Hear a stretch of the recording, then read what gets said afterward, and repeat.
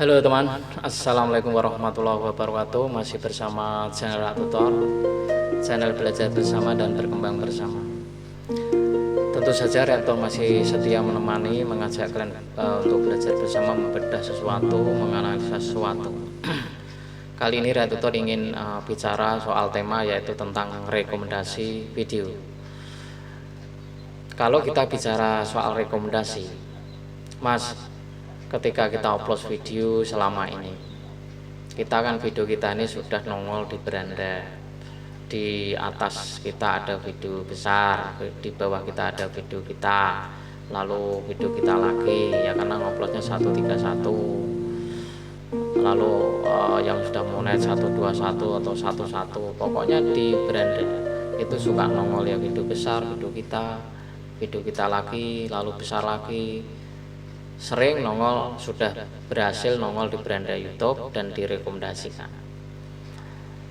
Itu kan berkecamuk dalam hati kita ini, terkadang bicara dengan hati kita sendiri atau bertukar pikiran dengan teman kita atau subscriber kita. Mas, video saya ini kok ya sering di beranda YouTube, kok ya channel saya nggak maju, nongol di berandanya channel besar kan juga nggak ditonton. Nah, ini kan yang sering menjadi pertanyaan-pertanyaan yang kita jarang kupas dan bagaimana kan begitu. Nah, kita akan kupas.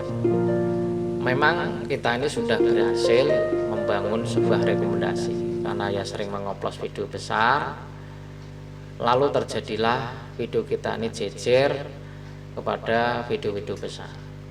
Tetapi kok ya video kita ini kok nggak pernah ditonton channel besar, diklik pun tidak, apalagi paling juga di-scroll, channel kecil untuk apa kan begitu. Ya pikiran kita ini ya boleh-boleh saja. Ya, coba kita coba kalau kita ini sudah senior, misalkan channel kita ini sudah subscribernya jutaan bahkan ratusan, terus yang nonton itu sudah ribuan. Itu channel besar itu kan kalau menonton balik itu kan ya channel-channel yang di bawahnya.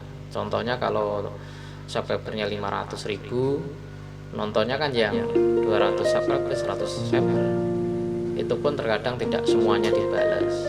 Memberi like dan komentar juga terkadang tidak semua. Ya karena tontonnya sudah banyak. Mereka yang senior itu atau kita misalkan jadi senior itu juga sibuk nonton subscribernya yang sudah besar juga, tidak kok nonton yang baru 500 subscriber, enggak begitu teman. Jadi semua kreator itu akan nantinya semua begitu. Contoh kalau kita ini sudah channel besar, apakah orang yang channel kecil itu kita tonton? Wong kita ini membalas komentar kunjungan yang subscriber di bawahnya rata-rata saja terkadang tidak terbalas.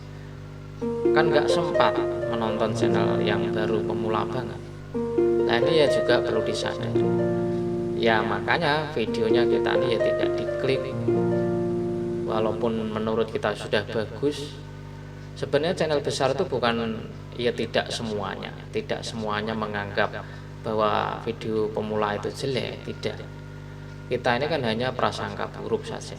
Sebenarnya mereka itu juga sibuk dengan nonton subscribernya yang sudah besar juga. Jadi tidak sempat mengklik pemula yang misalkan tiap hari ditonton, tapi kok nggak pernah dikasih like, ya, tidak pernah dikunjungi, ya kan. Lah mereka itu juga sibuk mengunjungi channel-channel yang di bawahnya. Ya makanya itulah.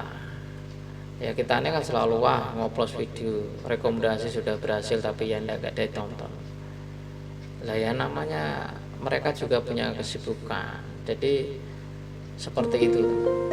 Ya mungkin lain kali akan dikunjungi gitu lain. Nah, itu pun juga tidak menjamin.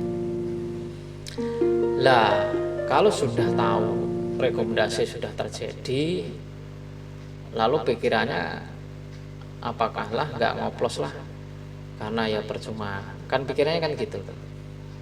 Jadi kalau secara berpikir, kalau nggak ngoplos itu mau ngapain, nonton video sendiri, nanti kena spam.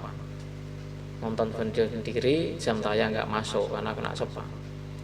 Kalau sudah monet, dolarnya flow dolar alias kena traffic. Kalau selalu berbulan-bulan nonton video sendiri. Nonton video sendiri itu ada caranya, ketika tidak spam itu kan ada. Di video tutor itu kan sudah ada. Nonton video sendiri itu boleh, tapi ada caranya. Kan ada punya taktik masing, bukan kok terus nonton email yang baru dibuat lalu nonton. Nah itu ini yang salah. Ya memang ada tutorial-tutorial itu mengatakan nonton video pakai playlist ada. Ya terserah, wong itu kan dia bukan kreator. Kalau kalian ikutin itu ya nggak masalah. Ya karena ya perkembangan channel berdasarkan YouTube Studio itu ya kita sendiri yang tahu. Kalau kreator itu selalu nonton video sendiri, ya video kita direkomendasikan ke video sendiri. Kalau kita nonton selalu di playlist, ya sumber trafficnya ya dari playlist, bukan beranda YouTube, bukan rekomendasi YouTube, apalagi penelusuran YouTube. Jadi sumber-sumber itulah yang kita sebagai alat pertimbangan untuk belajar. Data itu sudah pasti potensinya akan benar, tapi kalau belajar dengan asumsi, dengan perkiraan, jarine, koyoke, yae, nah itu tidak benar. Sangan-sangane koyok-koyok yae, nah ini tidak benar. Berdasarkan fakta, yaitu di analitik YouTube Studio.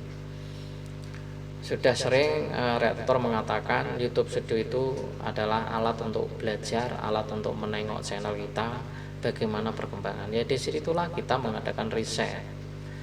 Bagaimana kalau saya nonton video sendiri ini, apakah bagus di sumbernya? Sumbernya dari, terkadang kalau lama spam tidak masuk, makanya terkadang views itu kan hilang.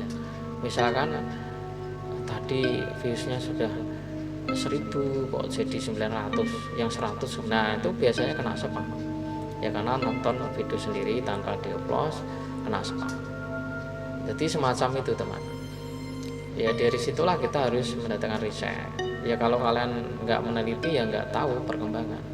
Kalau redaktor itu tiap hari dilihat perkembangan. Oh kalau saya memutar di playlist, upload itu sumbernya dari playlist juga banyak. Video yang menyarankan Anda itu terkadang video kita sendiri.